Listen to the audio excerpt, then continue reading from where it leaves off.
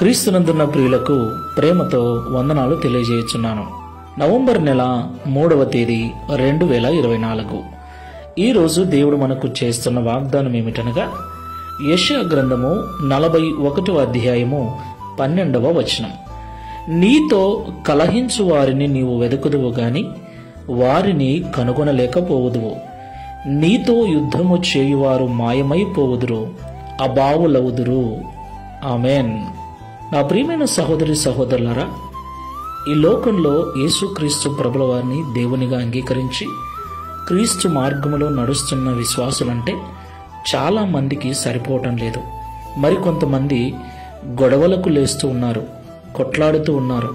బైబిల్ను కాల్చివేస్తూ మందిరాలను ఖాళీ చేపించాలని క్రైస్తవుల మీద పగబట్టి, క్రీస్తు మీద పగబట్టి క్రైస్తవులను దేశంలోనే అసలు ఈ లోకంలోనే లేకుండా చేయాలని అనేక మంది వ్యతిరేక భావంతో క్రైస్తవుల మీద కలహాలు కలిగి వారిని ఇబ్బందులకు గురి చేస్తున్నారు.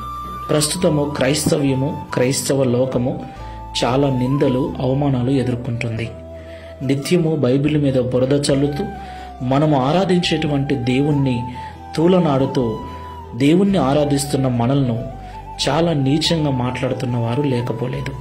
అయితే ప్రభు అంటున్నాడు, ఈరోజు ఒక క్రైస్తవుడు అయినందుకు, దేవుణ్ణి నమ్మినందుకు, ఎవరి ద్వారా అయితే తృణీకరించబడుతున్నావో, ఎవరి ద్వారా అయితే వెలివేయబడుతున్నావో, ఎవరి ద్వారా అయితే ఇబ్బందులు కలిగించబడి బాధను అనుభవిస్తున్నావో వారు ఒక రోజు నువ్వు వెదకినా కనబడకుండా వెళ్ళిపోతారని దేవుడు సెలవిస్తున్నాడు. కాబట్టి ఎవరో ఏదో అంటున్నారని, బాధిస్తున్నారని, నిందిస్తున్నారని క్రీస్తును విడవక విశ్వాసముతో, నమ్మకముతో ఈ ఆత్మీయ యాత్రలో ముందుకు వెళ్దాం. ప్రార్థన చేసుకుందాం. ప్రేమ స్వరూపుడా, పరిశుద్ధుడా, మీకు వందనాలు.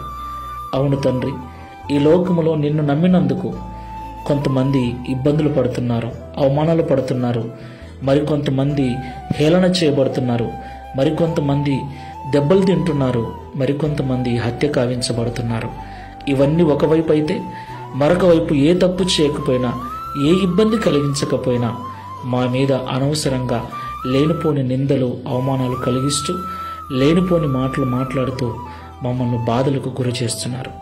అయితే నిన్ను నమ్మిన బిడ్డలపైన, నిన్ను వెంబడిస్తున్న బిడ్డలపైన ఎవరైతే ఈ లోకంలో వ్యతిరేక ఆలోచనలు కలిగి ఉన్నారో వారందరూ ఒకరోజు పారిపోతారని, వారిని మేము వెతికినా కనుగొనలేనంతగా మా కళ్ళ ముందు కనబడకుండా ఉంటారని మాతో ఉదయకాల సమయంలో మాట్లాడినందుకు స్తోత్రాలు. ఇప్పటికీ ఇబ్బందులు పడుతూ క్రైస్తవ్యాన్ని వదిలిపెట్టాలని, నీకు దూరం కావాలని ఎవరైనా ఆలోచన చేస్తూ ఉంటే వారిని మాటల ద్వారా స్థిరపరిచి నీ కొరకు నిలబడేటువంటి స్థిర విశ్వాసమును అనుగ్రహించుమని, తద్వారా ఈ దిన వాగ్దానమును మా అందరి జీవితంలో నెరవేర్చి మీ నామమును మహిమపరచుకునమని యేసు నామములో ప్రార్థిస్తున్నాము తండ్రి. Amen. Praise the Lord. God bless you.